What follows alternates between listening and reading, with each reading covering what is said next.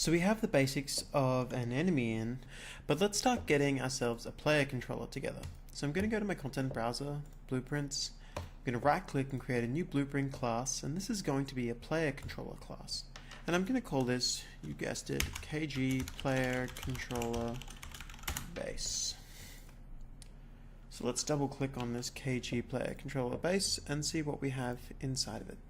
Okay, now I'm going to be using this on my Night Girl, and it's going to be handling all of the brain and input stuff. Now the truth is there's very little that I actually need to do as far as the brain is concerned for the player, for the most part anyway. However, there is one big thing that we do need to consider, which is that at all times I want my character to face where my mouse is looking. So I'm going to make an event that's going to be a custom event, and I'm going to call it process mouse. Now for process mouse, what I'm going to do is I'm going to run this most likely every tick, but if we ever switch over to using joypad controls, we're not going to. So for the time being, tick is going to call process mouse, and all this means is if process mouse, when it runs, it's going to say, okay, get the hit result under cursor by channel. What that means is we're going to look at where the mouse currently is, and we're going to find out what's underneath it. So when we get the hit result, what we want to do is we want to get that, and we want to go, well, this return value is true. If it hits something, so if there is something under my mouse and not just like an empty void, then what I want to do is I want to set the rotation of my control pawn. So I'm going to get the control pawn, and I'm just going to set the actor rotation. So if that's true, I'm going to set the actor's rotation. Now, what that means is I need to do one other thing. That is, before I call process mouse, I'm going to double check that I even have a pawn in my possession. Somehow, if I don't, things could go badly. So I'm going to say if this is valid, so if the controlled pawn is a valid thing and we have one, process this. So we're going to be setting the rotation of the controlled pawn, but how do we set their rotation? That's easy. How we do it is we get the hit result and then we break it, which gives us all of the variables inside of it. Now, from the hit result, we get this piece of information called location, which is the position in the world that our mouse traced down to. So I'm going to get the location, and what I'm going to do is I'm going to get the direction between myself and that position.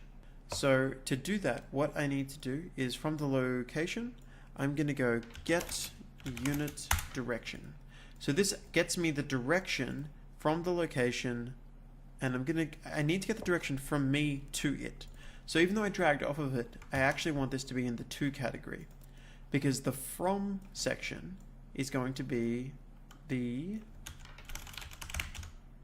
location of the controlled pawn. So we're going to find the direction from me to the it. Now I'm then going to just simply plug this into rotation from x vector, which converts this into a rotation. And then I'm just going to plug this into here. Now there are a few issues with what I've just done, but this will work temporarily. I'm going to hit compile and I'm going to hit save. And there is something else I'm going to need to do before I continue. And what that is I'm going to need to go to my character, and I'm actually going to need to set them up with a camera, because this is my character right now, right? But if you think about it, my character needs to actually have somewhere for my camera to be when I'm controlling them. So to do that, what I'm going to do is, first off, I'm going to add a spring arm. Now a spring arm is essentially this red line that you can see here. It's a thing for us to put the camera on the end of, and at all times the spring arm checks to see if there's any objects between it and the camera. And if there is, it'll shrink itself down or expand itself out. So a spring arm is very, very useful. Now, I've added a spring arm, so the next thing I'm going to do is add a camera. Now, when I add the camera, you'll notice that spring arm allows me to actually put this, oh, hang on, I've just got to parent it to the spring arm. There we go. So you can see here that the camera is now at the end of the spring arm. So with that done, what I'm going to do next is I'm going to set this up to have the spring arm facing upwards. So I'm going to rotate this and I'm going to position it here. Now it's up to us how long we want the arm to be. My gut says 600 units is probably pretty good. If we want to, we could zoom out a little further and go 700. Up to you. You can also put it at a slight angle if you choose to. At the moment I've got this set to here, but it's up to you. So we've got the character set up there, and the next thing that I'm going to do is, at the moment the spring arm inherits the pitch, yaw, and roll from the character. But I don't want to do that. I want my up to always be up, regardless of which way the character is facing. So I'm going to check all of those. And finally, you'll see that you have this little section here called Enable Camera Lag. I highly recommend you turn this on. This just means that when the character starts moving, it's going to have a little bit of drift on the camera and not feel super jerky. So it's a pretty good feeling to have that in there. So now with that set, we've got all of the basics for the camera set up. Going to compile and save. And then finally, what I need to do is actually test what I've done. So to do that, I'm going to need to go ahead and create a base player controller game mode. Sorry, a base game mode that sets the player controller. So to do that, I just right click, new blueprint, game mode base, and this is just going to be called KG game mode. And the KG game mode is going to say the default player controller class is KG player controller, default pawn class is the KG character base. Everything else can stay as it is for the time being. Compile save. So if I were to get into this now, I'm going to double check that there's not a player start. Yeah, there is. So there is already a player start in the world all the way over here. I'm going to get this player start and I'm actually going to place this in my map. And I'm going to hit play. Now, the thing that I need to do after I add it is in maps and modes, I need to tell it to use KG game mode. So I've set that up now, and this time when I hit play, you'll see we're here.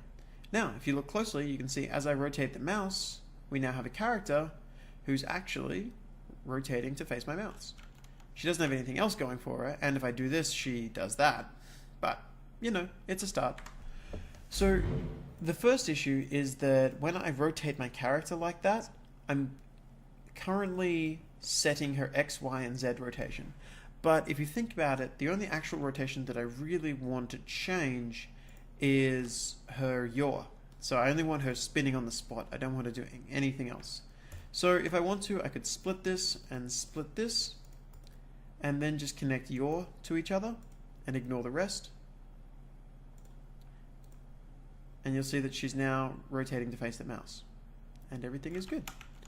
Now, the next issue is that when I left click, did you see what happened? My mouse disappeared. Now the reason my mouse disappeared is that currently my player hasn't actually been told to show the mouse. So I need to actually set up the game such that when the player is playing the game, that the mouse is visible.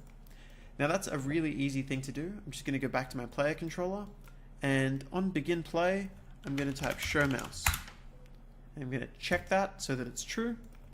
Compile, save, play. There you go. My mouse no longer disappears. Fantastic. So next up, we're going to be doing the movement inputs so that my player can actually run around. One thing I do want to flag with you is this functionality that we have in here at the moment works, but it is instantaneous. So it is always facing my mouse, and there's no like delay at all, rotation rate. That is something that we can set up, but I'm going to be setting it up later. In the meantime, stick around for the input tutorials.